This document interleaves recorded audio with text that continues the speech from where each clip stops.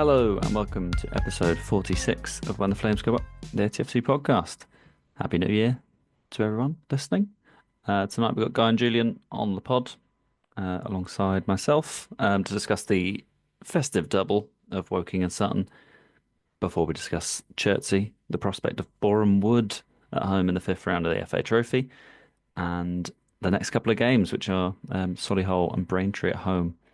Um, and yeah, the start of a difficult period for the Shots, potentially, or an incredibly good springboard for the rest of the season. It is still to be decided.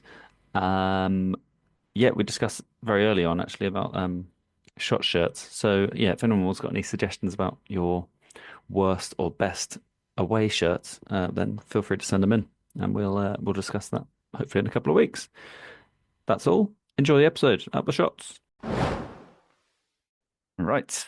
Tonight we've got Julian and Guy on the call, and we're going to be discussing the Woking at home Boxing Day clash, Sutton away on New Year's Day, and Chertsey at home most recently, before we move on to what's to come in the next week, which is two home games in a week for the Shots, and the start of a very potentially season-defining period for the team and where they want to end up come April, May.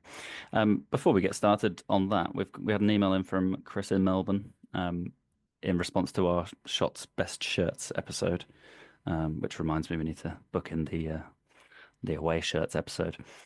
So Chris sent an image of the Larder logo as a patch, and then so you can imagine that the logo.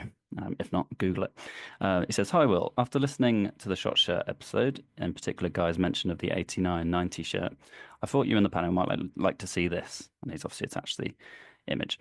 "As Guy mentioned, we were sponsored by Larder partway through the season, and as a result, the item pictured was sold in the club shop for you to customise your shirt. I suspect this was bought for me, brackets I was a kid, and there was no way I wanted this attached to the shirt, brackets Larder being second only to Skoda in terms of embarrassing cars of that time. The worst item ever sold in the club shop?" I mean, that's a big debate. That goes on in the WhatsApp chat sometimes. I think with the kind of mugs that we've put out in the past as well. And he goes on and says, "The weird thing is, I still have this in Australia 30 plus years later. My parents moved house a few years ago and sent over a box of my stuff from the loft. And alongside lots of old programs, this was there. My Australian wife thinks it's hilarious and even put it on our Christmas tree one year. All the best, Chris in Melbourne." Definitely the best email we've ever had. Superb. Yeah, I never knew we had a little patch you could buy. Absolute madness. I love that. I love that from Chris. I'm wondering whether he's just prompted another episode of best and worst merchandise from the club shop. But well I have done, to say, Chris, for holding on to that for 30 years. That's So amazing. impressive. And it looks in such good nick as well. It's like it's not been folded or like scrunched too much. It could literally just go on a shirt tomorrow. so the patch is the complete opposite of the actual car. It's a quality bit of work, that is, yeah. But Chris is right. Chris is right. It was either Larder or Skoda was bottom of the league. It was by far. And I recall my grandfather, who was the one who inflicted all the shot on me. He graduated to a Skoda car at the same time, the same year that we had, Lada started sponsoring the team. And he used to say to me, "It's a fantastic car, Guy. I mean, I just wish that Skoda would sponsor Aldershot." I'm just Right trying to stuff. think where Yeah. you go up from a Lada or a Skoda. Was it a Nissan or I don't know? Yeah, where's Rover sitting in this? Is that still kind of prestige then? I feel like Rover went on a bit of a bell curve, vibe-wise. Well, I mean, I don't suppose you would remember Leyland DAF, the Leyland DAF Cup, which I think was Rover. What's That that was that was actually? the that was the old Associate Members Cup, wasn't it? Yep. Okay. They were definitely part of it. It's all that sort of crappy cars of the late 80s and 90s, isn't it? We can put that under. Lovely stuff. So if anyone's got any, if anyone else has still got the patch, did anyone put it on their shirt? Did you throw it in a fire or something? What happened to that shirt? Yeah, email in atfcpodcast@gmail.com and we'll read it out. Yeah, thank you, Chris, for that. So yeah, let's get started on discussing the Shots festive travails. I'm going to come to you first, Julian, for your thoughts on I guess the league games we can start on. So Woking and Sutton, both draws, a 2-2 against Woking. Woking going ahead once and then twice before Josh Barrett's free kick equalised in the second half. And then at Sutton, Cam Hargreaves got his first goal for the Shots in stoppage time. And yeah, Julian, you were there co-commentating. You can hear you on the highlights, which is great fun. How did you find those two games over the festive period?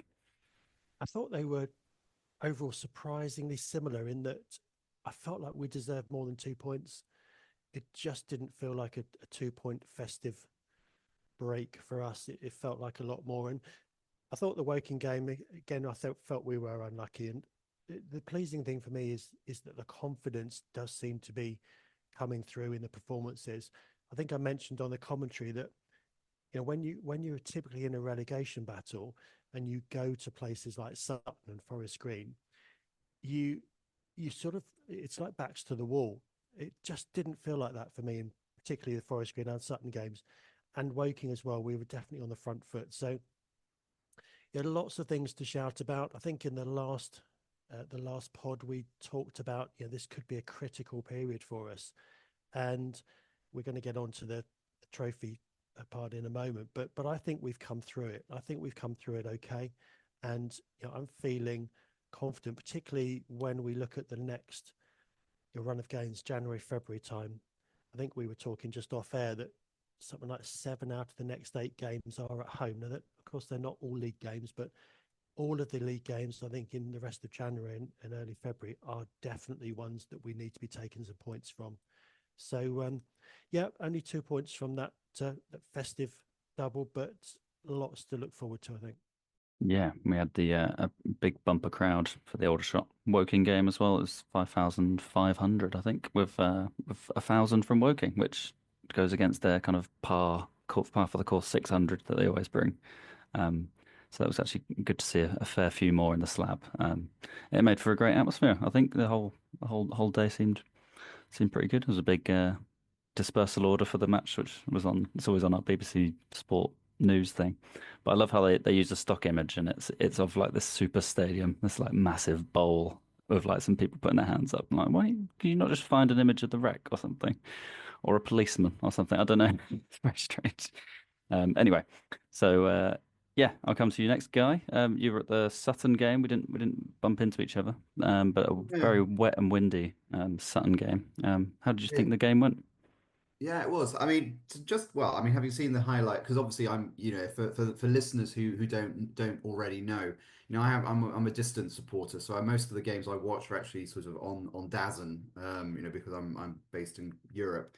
So I was back in the UK, at Christmas time, New Year, and made the trip down to Sutton, which was the closest game and also the one that had public transport, because of course Woking on Boxing Day not so easy, and it's been a bit frustrating for me because every time I'm back, that Woking game looks good, and sort of the rivalry on the Shots forum really sort of tease it up. So I was a bit disappointed to miss that game, and seeing the highlights. I'm kind of with Julian on this, that it does feel that we frustrating that we didn't get more than a point from that game. Um, the Sutton game, and actually in some ways, I was having gone down to Sutton, having missed you, being surprised by how many people in the crowd there were. It was a good number that we took down. Um, I was in the stand on the away side, but right on the halfway line, which basically meant there were these two pillars that blocked the goals at either end. After about 35 minutes, I said, I'm done with that, and just went and stood on the sort of the uncovered terracing, sort of towards the back, towards one of the goals, which was great because I basically sat listening to these two older guys just grumbling all the way through the match, which is so. Even though I was in Sutton, I could have been back in Aldershot. The game itself. I could see it particularly in sort of relation to what Hugo Langton talked about in the post match interview. You could see what he was saying about, we're slow to get going in the first half, but the second half we actually did pretty well. And so it's frustrating that we didn't get more from the Woking game. On the other hand, the Sutton game, I know there were people who felt that we should have got more from that. But to be honest with you, Sutton did let a lot of chances go begging. And so really, for us to have got that equalizer at the end, yes, we could have gone on to win it, but the fact that we were sort of still in with a chance, come the 90th minute, um, you know, really sort of it makes a point that they really didn't take their chances earlier. So, in that sense, I kind of walked out feeling a little bit frustrated, but also thinking point gained there. So, but yeah, and I think it was after the Woking game. I think Ian sort of, on the WhatsApp group talked, sort of message and said how frustrating it is that we've conceded again after half time. And so I was curious about that. I shared it with you guys, but sort of to look at sort of where have the goals been coming from, both from us and also against us.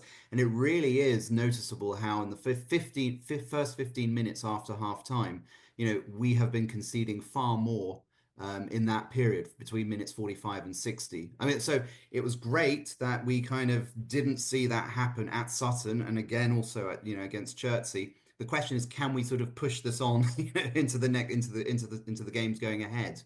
But yeah, so I know that I think it was before the festive period. Julian was talking about, he was hoping sort of, was it about 4 points out of 6? We got 2. Um, bit disappointing, but at the same time we didn't lose. So there's that. Yeah, so that those two made it three draws in a row. Yeah, but yeah, but as you say, the Sutton the Sutton away curver, which was kind of before, I don't know, what was it a couple of days leading up to it? The only tickets you could buy were for the curver terrace, which is open, and there was no communication from Sutton saying that there's going to be cover available or something. It was just like you're going out there. And then there was a ticket nightmare. I don't know how you found getting your ticket, Guy, but there was people on Facebook saying, "Has anyone got a spare?" Because nobody could buy tickets for like Well, that's 18 it. hours. I have a whole saga about that because I mean, when I knew that I was coming back, and obviously you have to understand intense negotiations with the wife beforehand about, can I take the time off away from small children? Obviously I had to make up for it elsewhere. And Good so to see about who two wears the months ago, trousers, Guy. actually, sorry, Julian. Good to see who wears the trousers in your household. Exactly. But 2 months ago, I started looking into getting the ticket, and so I can't. I mean, I was basically pushed pillar to post. First of all, I was trying to contact Sutton because I found no way that I could actually buy an away ticket. That you could only buy it in the home end. Did I want to sort of create an account for that? Did I want to be sort of seated around a bunch of yellow scarved individuals? No, no, thank you very much. I was sent to us told you can only get them from Aldershot. They said first we've heard about this, so it went back and forth for a while until I was able to get it about, I don't know, 2 weeks or so ago, and there was I think actually I just bought it through someone who was working at the club, just sent the details over, so it was just, yeah, it was chaotic. Let's just put it that way. But it was all in a good cause because let's face it, when am I next back in the UK? Probably not until summer, which will probably mean just the pre-season games. Just to pick it up on that, Guy, you mentioned about the difficulty in getting the tickets. The official, I think, attendance from Aldershot was 584, which I thought was absolutely superb. But yeah, I did see stories of people having to buy tickets and in the home end and be quiet, which I thought was absolutely incredible in this day and age. And you know, they're also saying things like they had to be sort of supporting when Sutton scored. They had to look as if they were cheering. I mean, how bizarre is that? So yeah, it all seemed a bit of a mishmash for sure. I don't know how easy or difficult it was for you, Will. What was your experience like for the tickets? Yeah, well, yeah. So I saw those stories. I didn't really. The same goes with most away games that I go to. I don't really think about the tickets until the day of, or like I'll look if they're doing a special price beforehand or whatever. So I just woke up on New Year's Day and just went online and I was like, oh God, there's no tickets left. Or like there was no option to buy them. And I was like, oh God, we surely haven't sold out. And then I went on like the Facebook pages and Shotsweb and people were like, yeah, yeah, sold out. Yeah, we should be selling out that end. And I was like, I'm sure it's quite a big ground. I don't think we'll be selling out. I don't know where this extra couple of thousand old shop fans are turning up. Yeah, but then I went through a whole system, a whole list of things. I was like, oh God, we can't get a ticket. Oh God, we're gonna have to go in the home end. Oh God, like all this kind of thing. And then I refreshed the page about 10 minutes later, and it let me through. And I was like, oh God, nothing to worry about. So yeah, I think people just had a real problem for like 18 hours, and then the website went up. But I'm not sure if those that because obviously the tickets that people bought for the seating, because there was no seating in the kind of away end. Those seats wouldn't have counted towards the away attendance either. So yeah, well, we can probably safely say it was over 600 older shot there, which is crazy. I was saying on the way back, like it's kind of our away support and also our home support in the last couple of years has been like superb everywhere we go. What It's can I just say? interesting. I mean, it was great because I mean, for me, I would have loved to have gotten down to the wreck on Boxing Day. So for me to be able to actually be at Sutton and feel like I was actually at a home game, that was what it was like, being rammed into that terrace. Admittedly, the rain helped as well, but there was, and also, can I just give a shout out? I mean, the look. I mean, the catering facilities at non-league is different. I do go to, more regularly to European games and, it's top tier, so it's a bit different. But, I have to say that I was pleasantly surprised with the quality of the catering that was available at Sutton. That one couple that were running that van non-stop. And the hot chocolates they served were pretty good. So I'm very pleased about that. And so I'd like to say shout out to them if that's okay. Absolutely, I can vouch for their chips because Hmm. there was nothing vegetarian, so it was only chips. Not a criticism. I don't go into a ground expecting veggie food, but the chips were good. Um, still got a burnt tongue from that last week. So um, Some great, people were yeah. even commenting about the fact that there was Bovril coming out of that van. That must have Yeah, been flying off the shelves. It was so cold. well, no, some people were really sort of. I mean, I know that I did hear a couple of in the crowd saying, "Oh, that's more of a northern drink, not for us southerners," but It's still, a it was football drink, available. surely. Yeah, that's actually vegetarian these days. It has been since like the early 2000s. That blew my mind because it's literally called like the meaty drink. No meat involved. Definitely a football drink. That definitely a football Yeah, drink. definitely. Just to add something else into the mix as well. I was looking at the average attendances so far this season for the shots, and we're averaging more this season than we were last season, which got me thinking, why is that? That was really interesting because last season we were obviously doing really well, and this season we're effectively in a relegation battle. So if any of the listeners can come up with a solution as to why that's happening, yeah, that would be really interesting for me.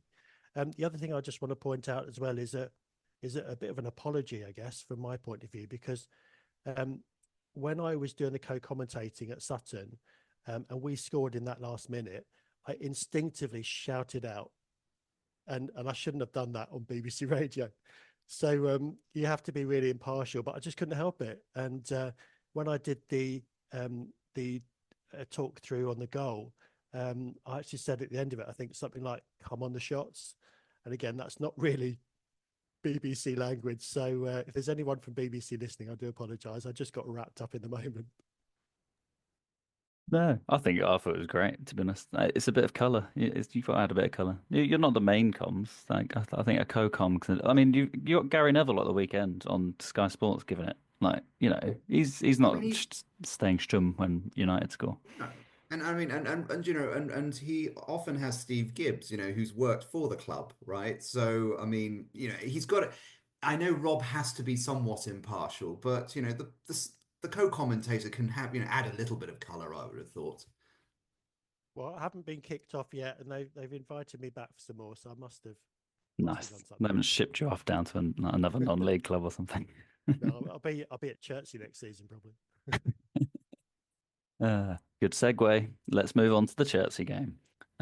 So the shots went in off the back of those three draws in a row in the league, to the home tie against Chertsey Town in the fourth round of the FA Trophy. Potential banana skin before. I was a little bit worried beforehand, but the shots came through with flying colours. An 8-0 win. That's the biggest win that I've seen. And I'm presuming most people that went were treated to that. They could add that to their footballogy list. It'll show up on their biggest win. Um, Julian, I'll come to you first. a very confident performance, it seemed, and Chertsey did seem to fade after the fourth goal went in. Yeah, how did you find it? And yeah, are you looking forward to the fifth round? Yeah, I think one thing that was really interesting for me after this Sutton game, Rob actually did pose the question to Hugo about, how does he see this game coming up? And he was really, really clear on being professional. He will treat Chertsey the same as anybody else. They will do their homework and they will put out a strong team. And I think that was really evident in what happened on the game. We did look a level above. They did tend to tire. They didn't look perhaps as fit as us. And I think you're right. Once the sort of third, fourth, and fifth went in, they did really, sort of lose the will to live, as it were. But again, shout out to their supporters. They took 464 supporters to the game, which is way higher than their average attendance this season. So yeah, that was definitely their day out. I hope in some sort of weird way they enjoyed it. But no, I thought it was a bit of a masterclass in a way on the difference, and it's actually nice to see actually that our players are playing at a good level, and that confidence was just seeping through.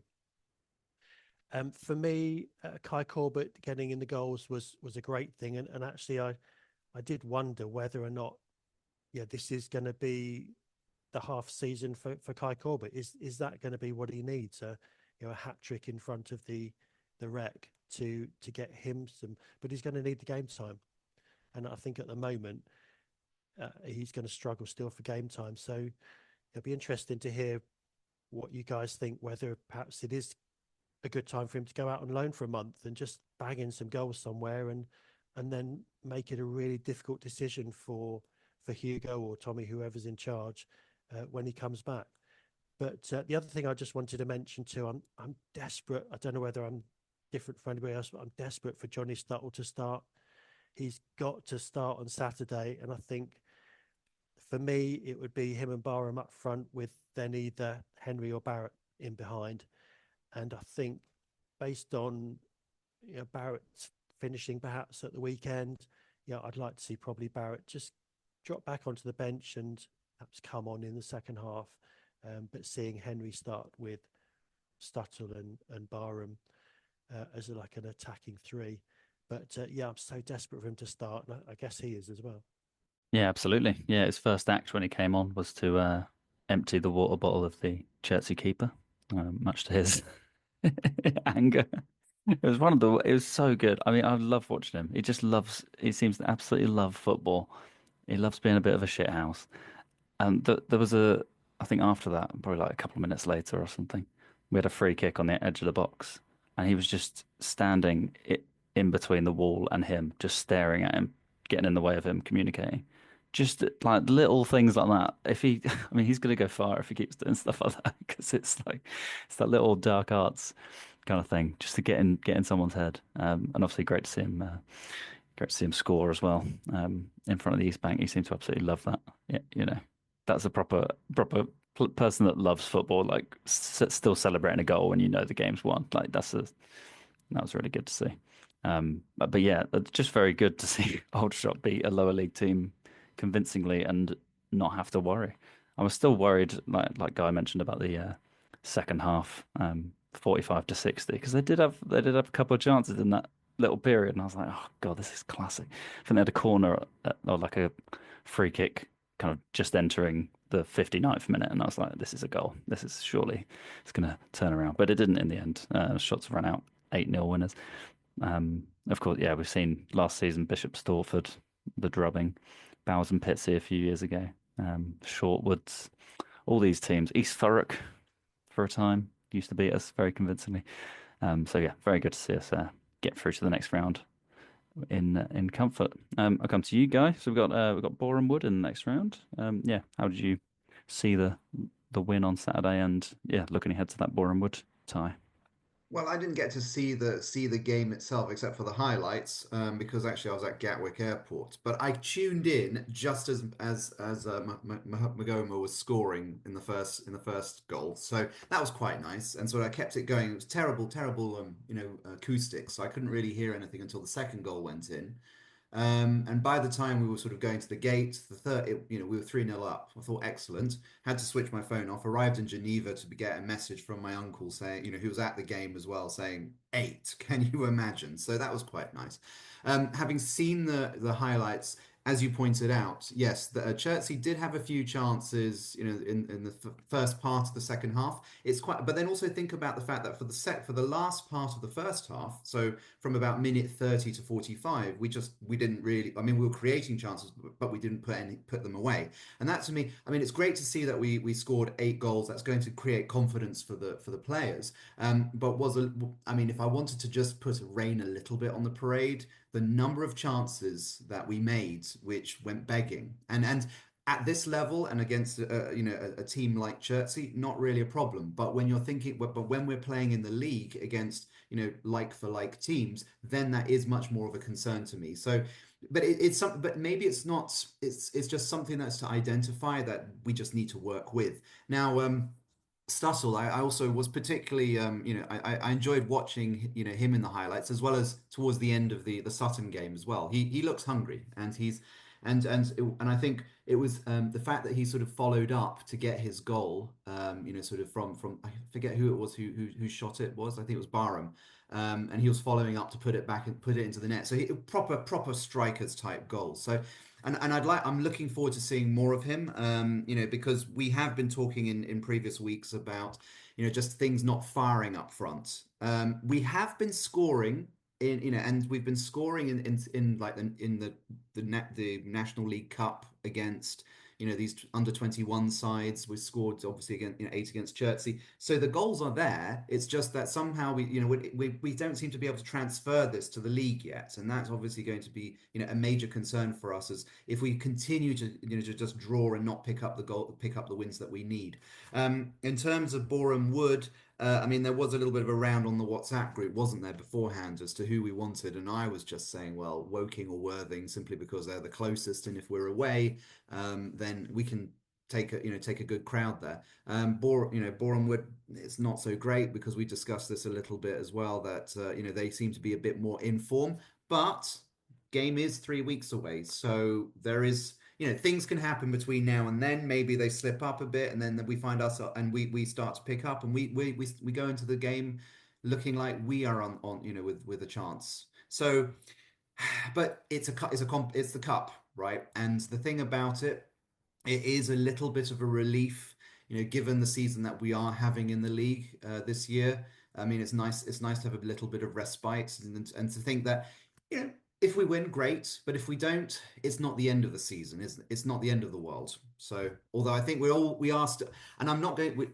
We've talked about this as well, but we're not going. I'm hesitant. I don't think I'm going to start talking about sort of the dreams of Wembley just yet. But let's see. Oh, you mentioned the W word now, so it'd be a shame not to mention it more.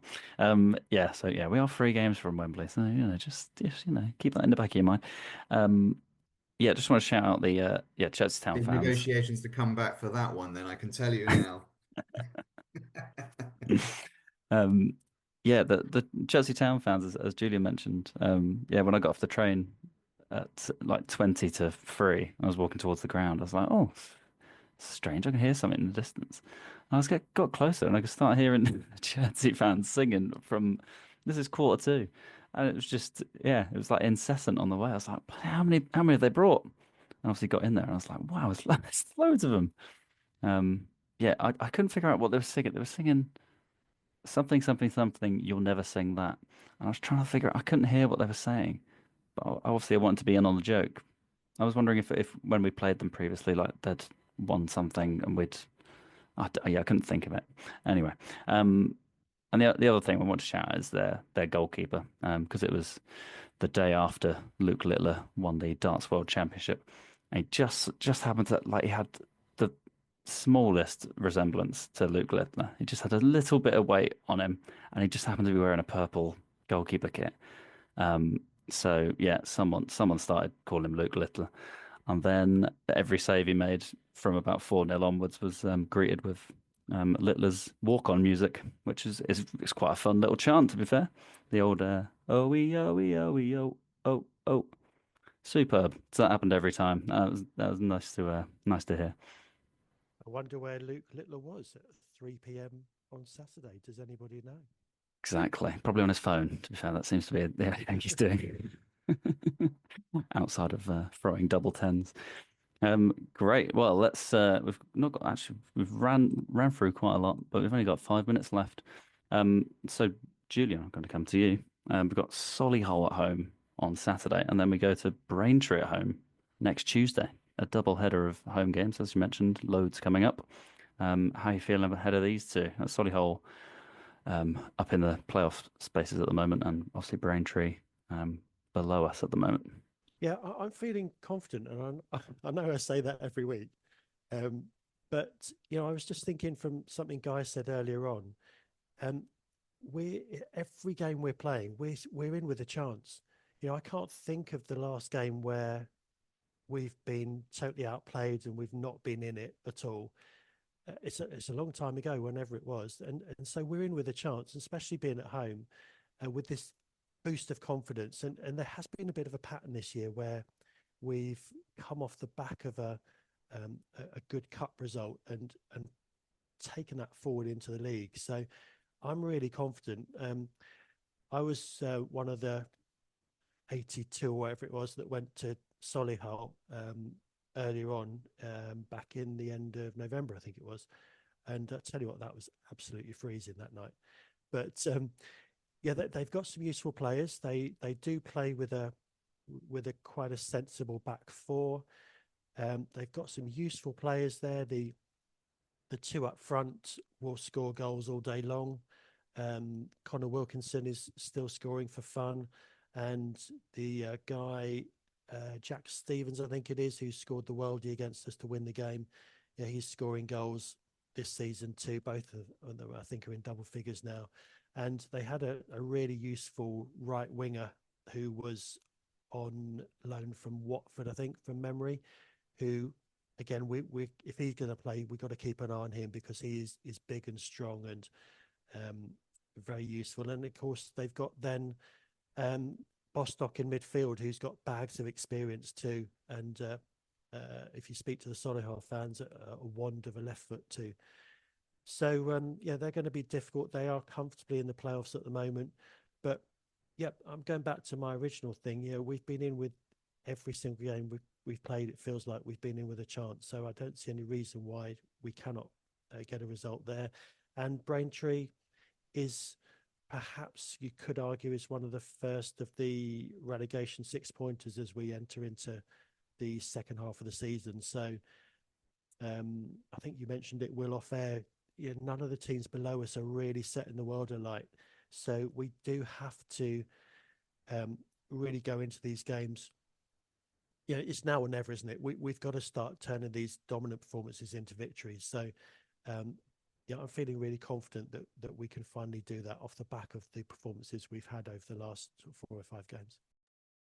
Nice. Yeah, so we lost to Solihull with that worldie last year. They were 13th when we played them. I remember us talking, saying they're a mid-table side, and now, lo and behold, because this league's absolutely mental, they're in their 6th place and very comfortable. Braintree, we obviously lost to them, 1-0 up until the last 5 minutes, I think, where Kirill Lesby scored twice. So yeah, hopefully we can avenge both of those away defeats with the home games coming up. Guy, you've got 1 minute, 9 Yeah. seconds. Go on, give us your best for the next 2 games. Yeah, I was going to say, just to add, I think Solihull, they are really a form team at the moment. If you look at the last 3 games, they've won all 3. My feeling is that probably we have a better chance against Braintree than we do against Solihull, because Braintree have drawn 1 and lost 2. So, but also, just to sort of add to what Julian was saying, for those watching against Solihull this weekend. There's another player they should also keep an eye out, which is Sam Bowen, who's their number 8 from midfield. He seems to be a very good supporting player, so he needs to be closed down. In fact, actually, watching the highlights of the Tamworth game, it was notable that both of the goals they didn't both the scorers weren't closed down sufficiently. So Aldershot needs to do that. And with that, I will just say, how am I good for time? I don't think I'm like Julian, who does it right to the second. That was great. Yeah, thank you both, and see you in the next one. All right, bye.